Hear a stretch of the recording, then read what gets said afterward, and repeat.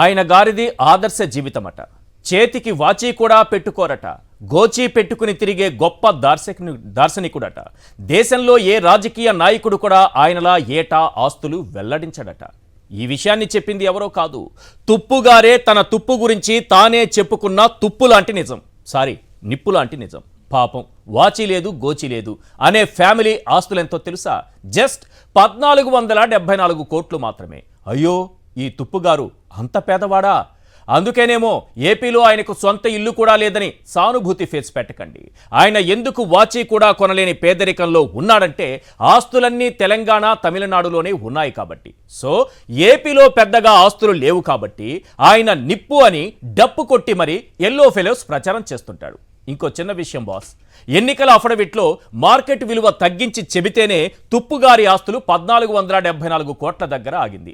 ఇక సింగపూర్ అక్రమ వ్యాపారాలు కూడా లెక్కిస్తే ఆయన గారు రాష్ట్రానికి తెచ్చిన బుల్లెట్ ట్రైన్ల ఆయన గారి ఆస్తులు పరుగులు తీసేవి. ఈయనకే వాచి లేదు, గోచి లేదు.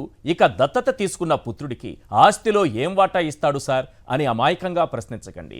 ఎంత పేదరికం వెంటాడుతున్నా ఒక దత్త తండ్రిగా తన బాధ్యతగా ఎంతో కొంత ప్యాకేజీ ఇచ్చాడు. పాపం దక్కిన ఆ పావలాతోనే ఏదో ఓ 25 కోట్లతో దత్తపుత్రుడు గారు జస్ట్ 2 గుడిసెలు కొన్నారు. ఒకటి హైదరాబాద్లో, మరొకటి మంగళగిరిలో. అది కూడా జస్ట్ 2 నెలల క్రితమే. ఆయన గారి పేదరికం అలా ఉంది. మరి వీళ్ళిద్దరి పేదరికంపై నిజమైన పేదలు 10 ప్రశ్నలు అడుగుతున్నారు. అవేంటో ఒకసారి చూద్దాం. రైట్, క్వశ్చన్ నెంబర్ 1, చేతికి కట్టుకోవడానికి వాచ్ కూడా లేదన్నావు. అఫిడవిట్ ప్రకారమే 1474 కోట్లు వెనకేశావు. అవునా కాదా నిప్పు నాయుడు గారు? క్వశ్చన్ నెంబర్ 2, ఏపీలో సొంత ఇల్లు లేదు. పొరుగు రాష్ట్రాలైన తెలంగాణ, తమిళనాడులో 1000 కోట్లు కూడబెట్టావు.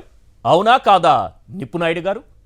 క్వశ్చన్ నెంబర్ 3, 2 ఎకరాల ఫ్యామిలీలో భువనేశ్వరి, లోకేష్ పేర్లపైనే 1102 కోట్ల విలువైన హెరిటేజ్ షేర్లున్నాయి. అవునా కాదా నిప్పు నాయుడు గారు? క్వశ్చన్ నెంబర్ 4, మదీనాగూడలో 10 ఎకరాల స్థలం 100 కోట్లుగా చూపావు. కానీ దాని విలువ 500 కోట్ల పైమాటే. అవునా కాదా నిప్పు నాయుడు గారు? క్వశ్చన్ నెంబర్ 5, నారావారిపల్లెలో ఉండే అమ్మన్నమ్మ మదీనాగూడలో 5 ఎకరాలు కొని లోకేష్కి గిఫ్ట్ ఇచ్చినట్టు చూపావు. అవునా కాదా నిప్పు నాయుడు గారు? క్వశ్చన్ నెంబర్ 6, గోచి పెట్టుకునే ఆదర్శ జీవితం అంటావు. 2 ఏళ్ల వయసులోనే దేవాన్ష్కు 20 కోట్ల ఆస్తి కొన్నట్టుగా చూపావు. అవునా కాదా నిప్పు నాయుడు గారు? క్వశ్చన్ నెంబర్ 7, నీది ఆదర్శ జీవితం అని బిల్డప్ ఇస్తావు. 2001లోనే నీ ఆస్తి 2000 కోట్లని తెహల్కా బయట పెట్టింది. అవునా కాదా నిప్పు నాయుడు గారు? క్వశ్చన్ నెంబర్ 8, అమ్ముడు పోలేదు అంటావు. ఎన్నికల వేళ హైదరాబాద్, మంగళగిరిలో 25 కోట్లు పెట్టి ఇళ్లు కొన్నావు. అవునా కాదా ప్యాకేజీ పవన్ గారు?